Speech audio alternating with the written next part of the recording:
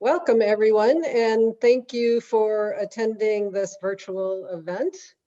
It's exciting to be here with you on the very day that Midewin became a national tallgrass prairie 25 years ago.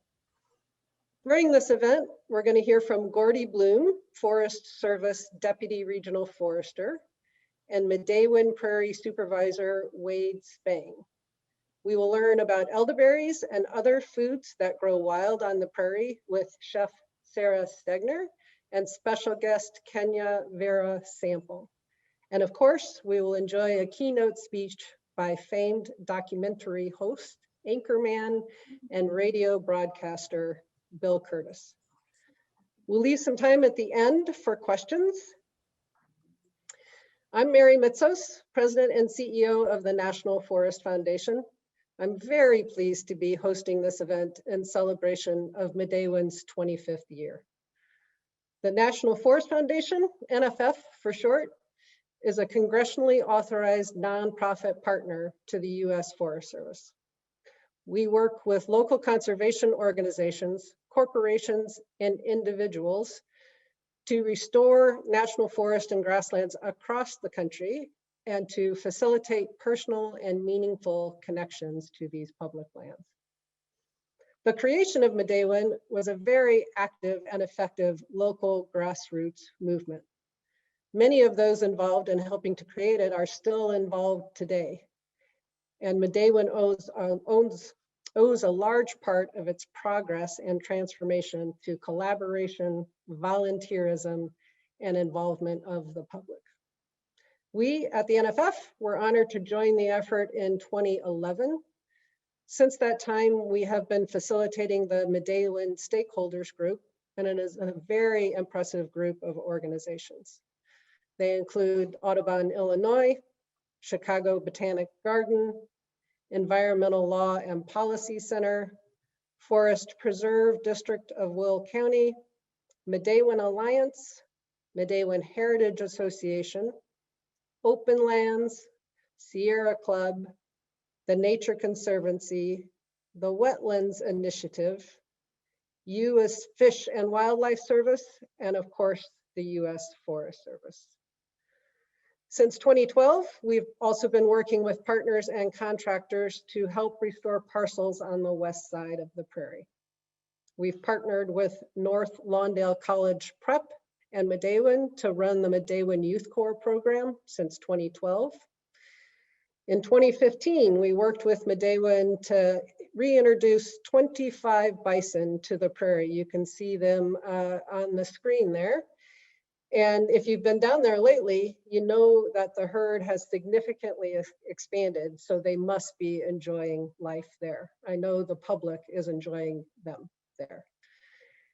And then in 2016, we received a very generous challenge grants from the Gaylord and Dorothy Donnelly and Grand Victoria Foundations. With those grants in hand and in partnership with Midewin, the Forest Service Eastern Region, and our on-the-ground partner, the Wetlands Initiative, we launched a $6.7 million campaign to restore an additional 2,000 acres of tallgrass prairie. That project, tying together previous restored parcels, is a multi-year campaign and will result in about 4,000 acres of restored tallgrass prairie across Midewin's west side. And I'm happy to say we are in the home stretch of that work now. And it's really exciting because it's one of the largest tallgrass prairie restoration efforts happening east of the Mississippi. Now, before I introduce our next speaker, we're going to launch a trivia question.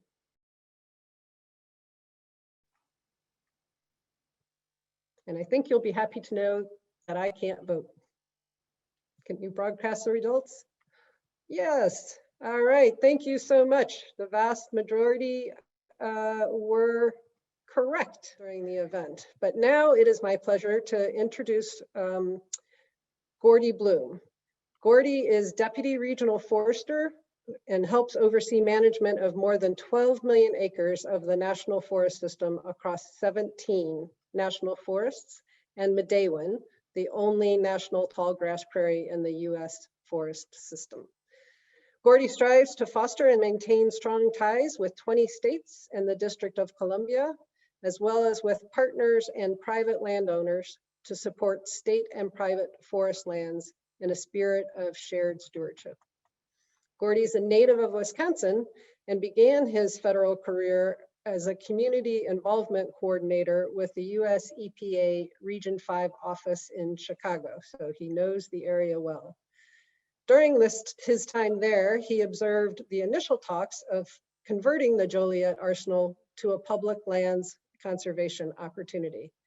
Being able to now reflect on and help celebrate Midewin's 25th anniversary is truly one of his career highlights. Welcome, Gordy. Wow, thank you very much, Mary. It was exciting to see that most folks got the trivia question right, and those introductory photos were really spectacular and tell a really compelling story. So again, good evening, everyone. On behalf of the USDA Forest Services Eastern Region, I want to say how meaningful it is for the National Forest Foundation to sponsor and host this program tonight, celebrating Midewin National Tallgrass Prairie and 25 years of restoration and service. Like so many other partners and neighbors, the National Forest Foundation has been instrumental in connecting urban residents with the prairie and local natural resources that we share. One of the most outstanding of the many examples of this is how the National Forest Foundation, through a partnership agreement with the USDA Forest Service, engages North Lawndale College prep students in the restoration process through their Midewin Youth Corps program. For several weeks and summer months, North Lawndale teens measure lengths of grasses, help cultivate and harvest native Illinois prairie plants, and help enhance over 30 miles of recreation trails. Their dedication is inspiring. Midewin National Tallgrass Prairie only exists because of a unique network of partnerships like this. And over the years, those partnerships have brought the prairie closer to more and more Chicagoans.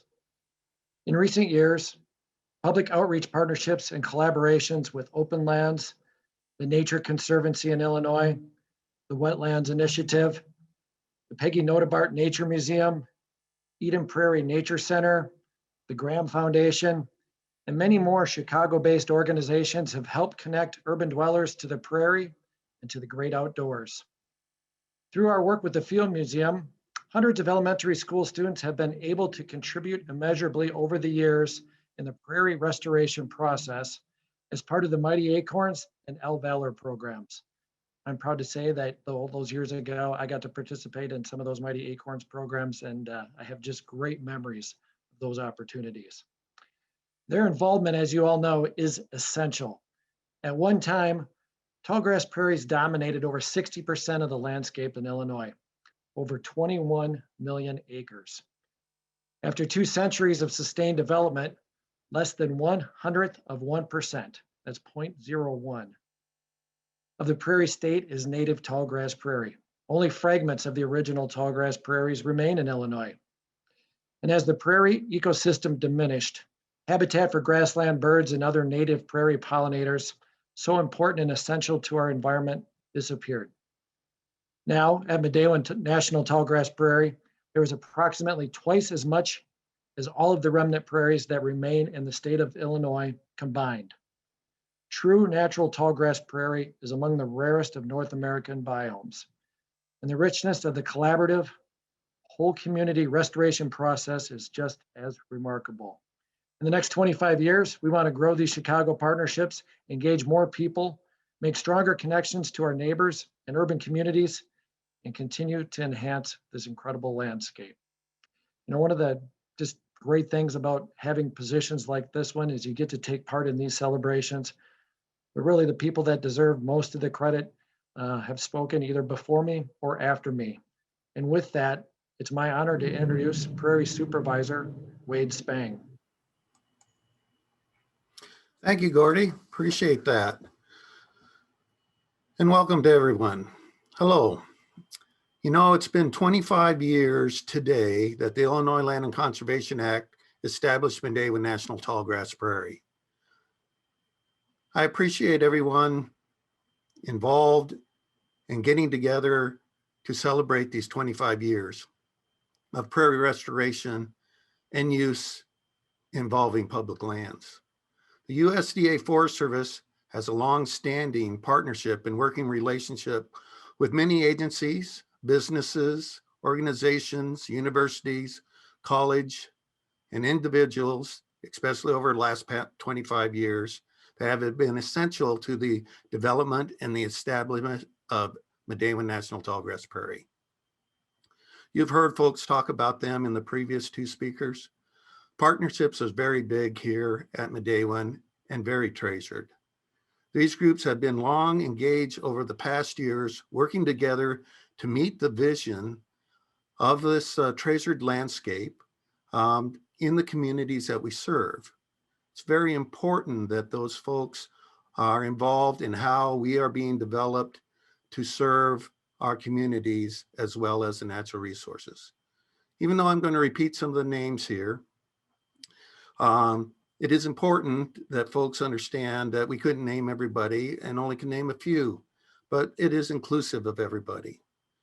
In addition to the hundreds of volunteers that do work out on us, there's groups such as the National Forest Foundation that you heard from Mary today, Open Lands, the Wetlands Initiative, the Nature Conservancy, Midewin Interpretive Association, Tallgrass Prairie Alliance, Midewin Heritage Association, Olivet Nazarene University, Missouri State University, University of Notre Dame, Lewis University, just to name a few. These partnerships are longstanding and continue to make a difference, especially in prairie restoration, wildlife habitat restoration, research opportunities, which we have some out here, a lot of recreational opportunities, cultural history of our past, natural resource and environmental education for our future generations, that was talked about with Mighty Acorns and El Valor, agriculture uses involving crops, bison, and cattle. And speaking of those types of uses, today it's going to be a great presentation on the use of what the prairie can provide to make food. Today, as well in the past, this land has provided food for those who lived on the prairie. However, these times have changed, and to protect our treasured landscapes so that everyone can share the experience, these native foods should remain in place at Midewin National Tallgrass Prairie for everyone to see how they grow and where they are located. Who knows, visiting a treasured prairie landscape in Illinois may inspire you, your family, and your family's future generations. Midewin National Tallgrass Prairie is here just waiting for you to discover us, explore us, and enjoy your public lands. So enjoy the presentation. Thank you all, and back to you, Mary. It's now my pleasure to introduce Chef Sarah Stegner. She's a two-time James Beard Foundation Award winner, and her culinary talent and commitment to supporting sustainable, locally produced ingredients is evident in the passion she brings to the food that is served at Prairie Grass Café. Sarah is a founding board member and past president of the nationally renowned Green City Market. The market now represents more than 50 certified farmers. Sarah has been one of Chicago's most influential chefs in bringing the organic, sustainable food movement into the mainstream.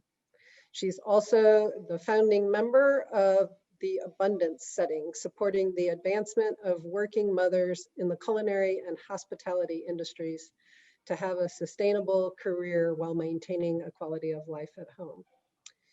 She is the co-executive chef and owner of Prairie Grass Café in Northbrook, Illinois.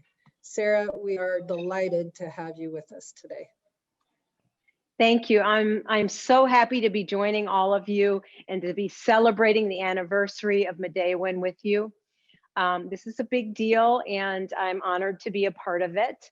I chose a recipe that was inspired by the prairie and a question that was put to me about what ingredients I would use from the prairie. and it was suggested that elderberries be the focus of this dish. So I created this dish to go with elderberries. And later on, you will have a chance to meet the farmer that provided the elderberries for me, Kenya Vera-Sample. She has done a beautiful job, and she will tell you all about how she harvests and her elderberry farm. I did a wild rice cake. I did a wild rice cake. It is a combination of wild rice and beans from Three Sisters Garden, squash from Nichols Farm, and roasted garlic. The beans, they come from Three Sisters Garden. It's in Kankakee, Illinois, which is not far from Midewin. I have visited the farmer Tracy Vole down there, and we went and hiked the trails, and it was an amazing experience that everybody needs to have that opportunity to actually see the prairie in bloom. It's spectacular. So the secret to this recipe is to take the wild rice and pulverize it until it becomes like starchy pulp. So this is the wild rice that I put in a food processor with beans and pureed it and made it like very tight. And that idea comes from the Native American Indians. I got it from the cookbook that Sean Sherman did, the sous chefs. And that process of pulverizing the wild rice, it makes a beautiful, delicious cake. And then I added the pinto beans from Three Sisters and the squash to make these little cakes. I used a ring mold, and you can put anything in. And this is like the thing that I want to have you walk away with, that as a chef, I really want for people to understand that you use the recipe as reference, and you can substitute out what you need to, what you have in your pantry. And one of the things that we wanted to substitute out, we think, would be the squash. You could put, instead of that, you could put beans or greens, really any vegetable you want. It'll combine so well with this. And, I sauteed and I put microgreens. I'm going to put microgreens. Now, these are also one of Tracy's from Three Sister Garden, her specialties, and the little bit of microgreens. And here is the final touch. It is Bill Kurtis's beautiful honey from Mattawa, and it comes right from the prairie that he has up there. And I took the tincture, and I'm just going to add a little more so you can see it's this beautiful color from the elderberries, and then mix it with the honey, and it's aromatic and delicious. And I have for that, and then we'll just put it on there and put a little bit on the cake as well. So the process is, you cook your products, you make it firm, use what you have in your pantry, keep it seasonal. Working with local farms is so much about seasonality and to be able to adapt and change and use what's from the land around you. So that's a really important thing I want you to take away from this. And then the pulverizing of the wild rice in the food processor and mixing it together, and the beautiful tincture. So Kenya, will you please tell them all about the elderberries? All right. Hello. Hi, Sarah. How are you? Oh my goodness. It looks so amazing. I can't wait to come and visit you this week. It's a group of us. We're heading up there, okay? Okay. All right. Well, I first would like to thank the USDA. I would like to thank the National Forest Foundation. I would like to thank Midewin. I would like to thank all of our micro and macro communities. And I would also like to share with you that this is a great honor, especially for the 25th year anniversary, and finding out that Bill Kurtis was our keynote speaker for me growing up here in the city of Chicago. he was always like Chicago's Cary Grant. You know, he was always so debonair, so collected, so measured. So I want to, you know, give a special thanks for Bill Kurtis always being that really special, stable, informative, trustworthy person who delivered valuable information throughout my life. I would like to say a very special thanks to Sarah for having me a part of this, because she really has given me an opportunity to truly circle back to the places that I love here in Illinois. I had the opportunity to go to Southern Illinois, and I was just so taken back by the beauty that it was always my dream as a young woman to come back and visit the prairie and give back. And this whole expression has been a part of that. And in thanks, I did write a quick poem. Sarah, you really inspired me so much that I wanted to share this with you very quickly. We are the stewards of the earth. Together we have learned that butterflies can roam and in beauty and grace. Together we have learned from the ants that keep their mighty pace. Together we have learned from the fish to appreciate the waters whose rivers run so deep.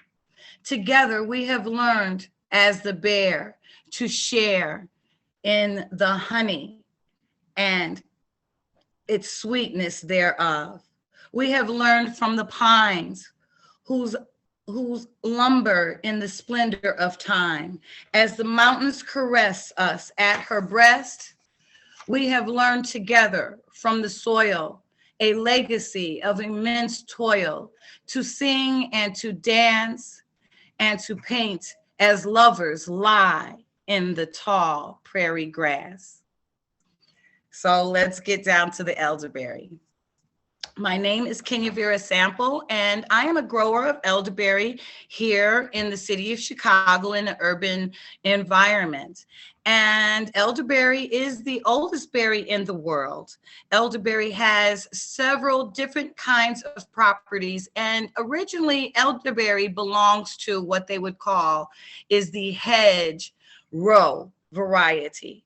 And hedgerows are very, very important, and I found 10 really amazing reasons why we should grow elderberry and hedgerows in our agroforestry and in our polyculture to contribute to our biodiversity. And also it has the extra bonus of being something that really is beneficial to us as humans as well. So the 10 good reasons why you should plant elderberry. One great reason is that it prevents soil erosion. Elderberry and other hedges provide 80% of the sensory for woodland birds. It provides 50% beneficial to insects and pollinators. It is a wildlife curator and corridor. It is beautiful. It also is a great way to conserve water. It provides a privacy screen. It also is a windbreaker. It also stabilizes our soil. So there is just an immense amount of really wonderful reasons why we should be planting elderberry in our communities on the prairie and beyond. And it really, I think, I'm going to stop myself for a minute because I think the important lesson we really want to express and to share in this moment is that we would like people to, instead of going out and having just really, you know, great forays for all of these projects, we would actually ask you to not go out and forage for these things, but actually support local growers and community members like myself who are cultivators of different varieties of prairie ingredients that you can have at your disposal. And I think that's the real critical message that I really have to say today, is that we really carry our stewardship in this moment, and we kind of appreciate our prairie in a permacultural sense, a sense that does not disturb our prairie, a sense that is an observer of our prairie, in a sense that is appreciation of our prairie, and allowing our prairie to continue to restore itself. Gordy provided really great insight earlier about how our prairie's percentage here in Illinois has diminished. So, you know, we really want to send home the message that there are ways to really enjoy our prairie and love our prairie in a very sustainable, in a good practice kind of way. Let's see, is there anything else that I could share with you about the elderberry? Well, I also would add that, you know, it's important to really understand biodiversity is some of the words. We really want to understand agroforestry. I really want to give a shout out to the USDA for their 1930 restoration of the shelter belt, which is why we are here now today able to have these kind of conversations about the beautiful, intelligent plants that we have in our prairie. Thank you. Thank you so much, Kenya. Really appreciate it. And Sarah, you as well. I know that I am looking forward to trying that recipe as soon as possible. And now I'm not even going to really do a deep introduction of Bill Kurtis. Most of you know him well, especially those of you in the Chicagoland region. He is a really significant lover of bison and prairie. So I am just excited to be able to share a keynote speech with you. The prairie's in full bloom, and isn't it gorgeous? Monarda, Culver's root, I can almost hear the pollinators out there. This is where we live, flatlanders and prairie people. Hello. On this occasion of the 25th anniversary, it is time to praise the prairie. A journalism student from the East wanted to see the prairie that she'd heard so much about. The car stopped and she said, "Is this it? There's nothing out there." In 1841, a traveler named Steele, upon seeing it for the first time, wrote of whole acres of blossoms, as if a rainbow had fallen upon the ground. Laura Ingalls Wilder wrote about playing outside the little house on the prairie in the tunnels of grass made by rabbits in the tall grass. Another observer from 1833, the prairie reached across Illinois all the way from Chicago to the Mississippi River without a rise. This made it the flattest state in the nation and also the biggest prairie. The French were the first Europeans to see it. They didn't even have a word for it, so they thought of meadow without trees. We'll call it prairie. It took us 180 years to destroy it. 21 million acres of prairie, tallgrass prairie. We plowed it, we let it blow away, poisoned it with pesticides, herbicides, and 150 pounds of ammonium nitrate fertilizer for every acre of corn that only the cows could eat. And then, 25 years ago, the government did something amazing. In the boldest act possible of turning swords into plowshares, it gave the land that was once a U.S. Army ammunition plant to conservation. An act that said, go forth and restore the prairie with a gift of 18,500 acres. But having restored my own prairie of 10 acres, You might as well have said, go build the pyramids and make sure you finish before I die. It takes generations and very hard work. But that's where a new spirit showed up. Volunteers from the Youth Conservation Corps and community groups started before dawn to remove invasives by hand. The National Forest Foundation joined with the Wetlands Initiative in partnership with Midewin and developed a plan to connect the best restored parcels and join them into a 4,000-acre parcel on Midewin's west side. That task has already started with a matching grant from the Gaylord and Dorothy Donnelly Foundation and Grand Victoria Foundation. Since 2016, over 2,000 acres have been planted with native plants, using 13,000 pounds of native seed and over 100,000 plant plugs. And 21 of those old ammunition bunkers and miles of drain tile have been removed to allow wetlands hydrology to come back. If you can think of an alternative use, well, tell somebody. Maybe a science fiction movie about the house of the future. It adds up to a reduced human footprint, except for a planned visitor experience, trails and rest stops to observe 600 species of native prairie grasses and plants, many of them produced on site in 3 seed production gardens and several grass fields maintained by a dedicated volunteer workforce. Which brings me to a favorite addition, bison, that graze over 1,000 acres of grass.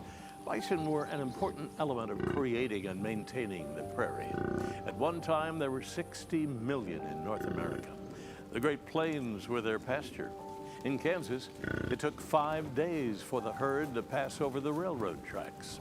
Here in northern Illinois, there were smaller herds, but no less important. Their hooves created pockets for pools of water. They smashed blades of grass and seeds into the soil to make new soil, and they kept out trees. After a herd of buffalo passed over, there weren't many of those surface plants left. The same with fire. Started at first by lightning, and then by Indians to attract the buffalo to the chemicals left behind in the ash, and drought. Each condition put the prairie under stress. So the perennial native plants devised their own survival plan. They drove their roots deeper into the soil. For example, the annual plant of maize, and if there are any Ohio State alums watching, we'll call it corn. Don't worry. Its roots extend about 5 feet deep until they are plowed up every year. I'm about 5'10". How deep is 10 feet? This is a real photograph. We're going to plant 2 wheat plants. One on the left is traditional. Here is a native, deep-rooted prairie plant developed by the Land Institute of Kansas called Kernza. The traditional plant stops at about 5 feet. It'll be, as an annual, dug up, releasing the carbon for next year. But the native plant is no-till, and it just keeps going and going and going. The roots create a mat of filaments and hyphae that go for 300 miles down in the subterranean world to support organisms that are so tiny they can fit 1 billion in the palm of your hand. And guess what? They all eat carbon. So the photosynthesis cycle begins with absorbing carbon on the surface, and then what is not used is stored in our city below. Why not let the earth help us in our fight against climate change? For the last 2 years, a group of students and advisors have planted that deep-rooted Kernza wheatgrass that you saw here, north of Chicago on my land. And they compared the root system with regular wheat and soybeans. Although we learned it will take time for the deep roots to reach their depth, a couple of years with good water, The students from Northwestern Loyola and the Botanic Garden found that more carbon was indeed sequestered by the native plants than the annual. We thought so. There is a consensus that grasslands and native lands make up the largest carbon sink in the world other than the ocean, with more species than a tropical rainforest. The current thinking is to use the earth to reboot by regenerative farming, restoring wetlands, planting more perennial plants, which eliminates plowing, turning row crops back into natural prairie, and letting bison roam and stomp and distribute their fertilizer just like 150 years ago when they owned the prairie. The estimate by the director of Ohio State's Carbon Management and Sequestration Center, Ratan Lai, thinks restoring soils of degraded ecosystems has the potential to store 11 billion tons of CO2 emissions a year. Fossil fuels produce 32 billion tons a year. I suggest that Midewin will play a major role in climate change research and become a link to our heritage, to a new attitude toward the prairie, to share it, rather than continue the attitude that it's there for us to exploit and plow up and eventually destroy. It won't be long before the word will spread that here in Illinois is the biggest and best tallgrass prairie in the world, that soon will look as beautiful as mine.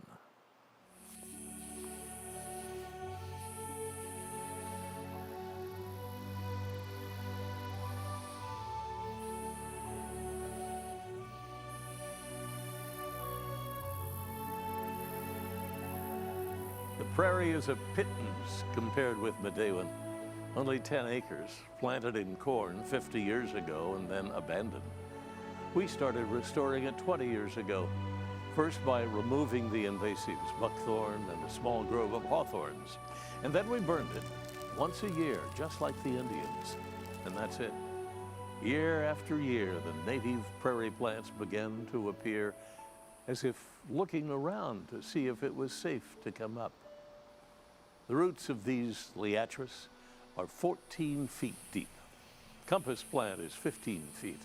Big blue stem, the same. Switchgrass, coreopsis, snake root. The gang's all here. We haven't planted a thing. It's like turning on a switch. The native plants were there all along. Like brigadoon, deep within the earth. It's their time and ours, at our greatest need, to save the planet. In addition to reducing fossil fuels, let's let the earth help us.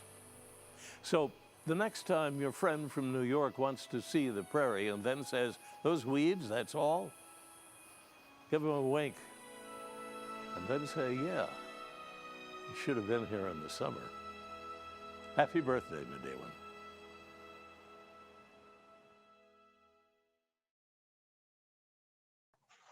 Thank you, Bill. I hope you all learned something new about prairies, and you can see Bill's passion for the issues come out. Kenya, would you please join us back on screen? We've got 2 questions about elderberries. Sure, thank you, Mary. Let's see. Let's see if I can pull this up. Okay. Well, we have Safia Rashid. I know her very well. She has been on this journey and one of the great urban farmers in our great city, the city of Chicago. She asks, where can we purchase elderberry plants and what type? Thank you, Safia. Well, you know, again, for us, the elderberry really was about the enhancement of so many great organizations that already exist within our community. One of our great resources for our elderberry syrup would be the Midwest Elderberry Cooperative. They do amazing work, and I would ask everyone to go out and join that cooperative. With the plants have been a little difficult. Elderberry is very popular right now, and we're seeing a surge where the plants are kind of hard to get a hold of. So you might have to do a little searching with that. But the Stark Brothers are ones that we have been using over the past 4 years. And just to share a little bit more right now, through our Great Mentor program at Urban Growers Collective and also Grow to Greater Inglewood, we have about 200 plants, I believe, maybe a little shy, at the Urban Growers Collective site at 90th and Mackinac. So if you really want to visit the city of Chicago and see those elderberry, you'll be able to find that there. And in the future, through our project with Grow Greater Inglewood's Inglewood Village Farmers, we are building a vineyard in Inglewood on 58th and Aberdeen in May. And, you know, we just really want to thank the city of Chicago for all of their support. How did I come to grow? Thank you, M.R. Reed. How did you come to grow elderberry? It has been a long journey. I would say we started urban farming 12 years ago. We actually started in Kankakee. I would say that it actually reached much further back to my grandfather, who always had several lots here in the city and was known for growing food in the city. So shout out to Julius Beda.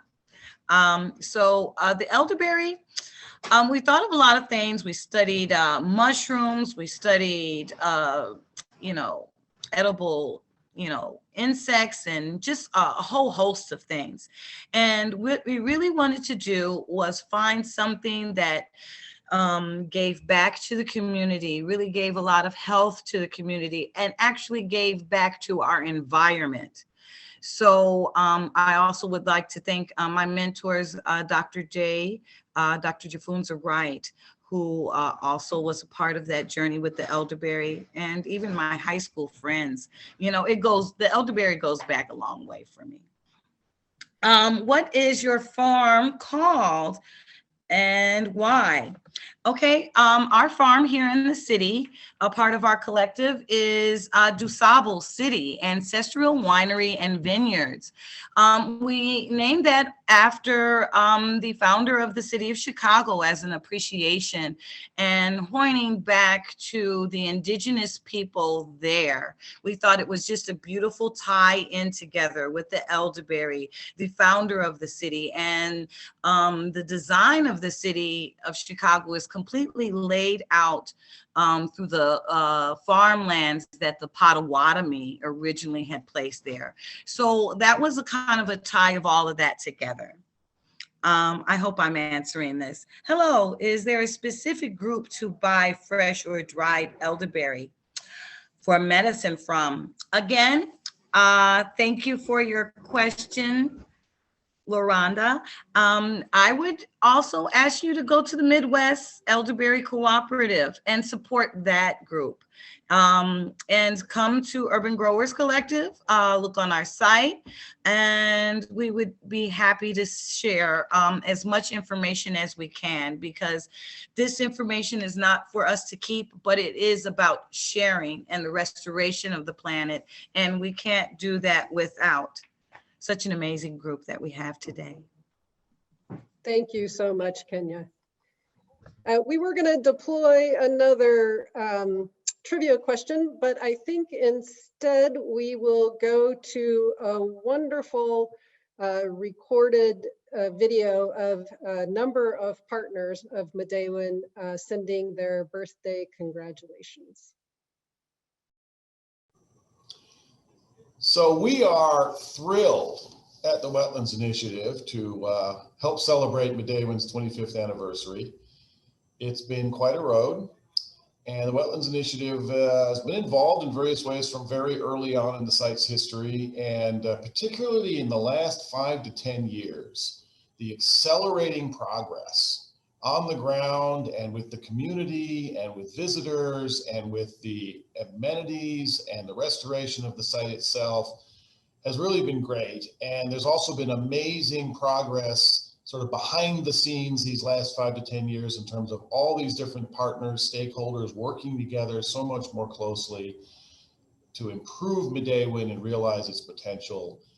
It really has been one of the most rewarding and exciting things that the Wetlands Initiative has been involved in our young history. As it happens, we are 25 years old too. So we kind of feel a little bit like we've grown up together a little bit with Midewin, and it's just great to see. I want to say, again, a very happy anniversary to the Midewin National Tallgrass Prairie, and especially congratulations to all of the folks that worked on this. This was a dream, I guess, for all of us when we transferred the Joliet Army Ammunition Plant, that it would be something for the people, long-lasting, and would help to show everybody what a tallgrass prairie could be, what wildlife means to America, and able to showcase that all to all the people in Northern Illinois. So I want to say thank you to everybody that has worked on it. When we envisioned it in the past 25 years ago, we didn't know what it would become, but now it's a wonderful thing, what it's turning into, and I applaud the hard work of everybody that's been involved either in the past or is currently got their sleeves rolled up and working now. So congratulations again, happy anniversary, and let's continue this in the future. God bless you all. Thanks. Hello there. I'd like to offer congratulations to the Forest Service on the 25th anniversary of Midewin National Tallgrass Prairie. From someone who has been involved with Midewin since the beginning, I never thought so much could be accomplished in the first 25 years.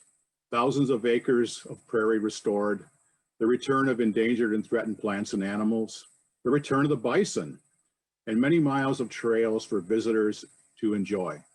The image behind me is the Blodgett Road Prairie Restoration. This was a crop field 25 years ago. The accomplishments like this are a testament to the hard work and dedication of the Forest Service and the many partners and volunteers that have helped make Midewin what it is today. Keep up the good work. What a great honor to congratulate the U.S. Forest Service and all the partners who have made Midewin National Tallgrass Prairie one of the greatest conservation projects Illinois has ever seen, one of the most important in the upper Midwest. This is a significant milestone. And for open lands, Midewin is very, very close to us, very close to our heart. We were formed in 1963 as one of the first conservation organizations in the nation to focus in the metropolitan area.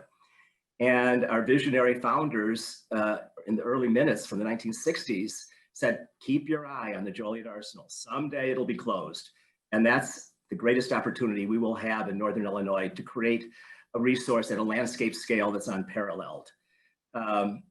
Open lands played a very important role coordinating that effort. And my hat goes off to Joyce O'Keefe, who was our policy director and then deputy director and played such an important role in coordinating those efforts. We've continued to work on realizing the dream, the vision, and we're committed to continue to work towards realizing the full potential. And of course, one of the great dreams 25 years ago was that we could bring bison back. That's happened. So anything is possible. It's really so exciting. But for me, the hallmark of Midewin is partnership and collaboration. On this significant milestone, my congratulations to everyone. And we want to restate our commitment at Open Lands to be a strong partner with all of you. Thank you. So excited to wish Midewin 25th happy birthday. It is such a great place to visit and work. We've been working there with all the other partners for, gosh, 10, 15 years on restoration and reintroducing bison. And if you haven't been there to visit, I encourage you to go. Happy birthday, Midewin. I'd like to wish Midewin a happy 25th anniversary. And I'd like to congratulate all those who have contributed to keeping the original purposes set forth in the legislation of Midewin going strong. And I'd like to thank the volunteers who have put all their time in towards the success of Midewin, including the program that I ran while I was there. Again, happy birthday. Hi, everyone. Hard to believe it's been 25 years since the creation of Midewin. My congratulations go first to the people who embraced the vision of creating Midewin as one of the truly great outdoor spaces near Chicago, a major metropolitan area. And some of the key early supporters that I want to thank, of course, are George Sangmeister, Representative Sangmeister, Representative Jerry Weller, Governor Edgar, and the entire Illinois delegation. Without them, we couldn't have moved forward. Also at the federal level, Ben Tuggle, John Rogner from the U.S. Fish and Wildlife Service were instrumental in keeping this going. And of course, Jack Ward Thomas, Chief of the Forest Service at the time, Butch Marita, Don Meyer at the regional office. They're the ones that embraced the idea and took on the project. And also Colonel Al Cruz, who was the last commander at the Joliet Arsenal, supported the idea of creating this large park within 40 miles of Chicago. Next, I'd like to thank all the organizations that actually worked tirelessly to pass the legislation. Endorsing is one thing, passing a congressional bill is another. And these folks played key roles in making the reuse plan and also passing legislation. This is not all of them by any stretch of the imagination, but these are some of the ones that stayed through the whole process, the 2-year effort. And they include Open Lands, the Conservation Fund, the Nature Conservancy, Joliet Arsenal Prairie Parklands Alliance, the Sierra Club, Illinois Audubon Council, Illinois Department of Conservation, and many others. And as we know, as I close out this congratulatory message, as we know, all organizations are made up of people. And there were literally 40 to 50 people that were always involved with this project from the very beginning. And I would like to thank a few that were essentially key throughout the whole process. There were heroes all along the line, but these folks stayed through the whole process and did many things throughout the 2-year period. And they are, not in any special order. Bill Glass, who worked for the Illinois Department of Natural Resources at the time, Jerry Edelman and Joyce O'Keefe from the Open Lands Project, John Turner from the Conservation Fund, Al Grosboll from Governor Edgar's office, Dr. Larry Stritch, who championed the idea from inside the U.S. Forest Service, Gina Elmore and Weed Wilson, who worked on Congressman Weller's staff that ultimately got the bill passed, Mary Ann Hahn, who was president of the Joliet Arsenal Prairie Parklands Alliance, Colonel Al Cruz, who was the last commander at the Joliet Arsenal, supported this idea, Bruce Boyd and Al Pyatt, from the Nature Conservancy, their help was instrumental. And George Randy, who worked for Meyer, Brown and Platt, a law firm in Chicago, who was instrumental in keeping a lot of things going. So there it is. That's my congratulations to everyone, organizations, people that created Midewin. And a special thank you to all the people that'll come after, all the volunteers, all the researchers, all the visitors, all the other people that have been involved and now embrace Midewin as the gem we all thought it would be. And congratulations to the Forest Service for seeing that vision come true. Thank you. Congratulations to Midewin staff and volunteers for a partnership that has produced 25 years of accomplishments. Today, the public has discovered Midewin. To see birds and bison, to hike and bike trails through restored prairies, to experience kids programs, lectures, tours. Midewin is a vibrant place. Congratulations. On behalf of the Illinois Department of Natural Resources, I'd like to offer my congratulations to the U.S. Forest Service and to the staff at Midewin National Tallgrass Prairie on your 25th birthday. When I think back 25 years on the saga of Midewin, I remember people with vision and determination, including key leaders in state government, all of whom grabbed a once-in-a-lifetime opportunity and made it reality. And because of that leadership, the Illinois nickname Prairie State, it's not just a celebration of the past. Midewin turns it into an aspiration for the future, for bison and birds, for pacoons and for people. Midewin is a place where people and nature both thrive, both come together for mutual healing. A relationship best captured through the Potawatomi word Midewin. So here's to all of us as we work in partnership over the next 25 years to help build out the dream of Midewin. Happy birthday. I am really excited to be a part of the 25th anniversary of the Midewin National Tallgrass Prairie. It's been my privilege to help fulfill the promise of Midewin, transforming the former arsenal agricultural landscape to a vast mosaic of natural habitat, a restoration supporting a wealth of native plants and wildlife that will be a treasure for everyone in the years to come. Hey, Midewin, happy 25th anniversary. I was there from part of the beginning with many other people. Just want to say it's great that we've come 25 years. Now it's refocus, regroup, let's be better, build better, and be more for another 25 years and beyond. But it's remarkable how much time has passed, how much has been accomplished, the number of partnerships, and it was great. So happy anniversary. Well, thanks for all of those great messages. We are running short on time. Just want to thank you all for participating in this virtual event. We all would have loved to have done it in person, but not possible at the moment. We will be sharing more information about Midewin and about how you can get involved in the future. So again, thank you so much. And here's to the next 25 years. Have a good night. Take care.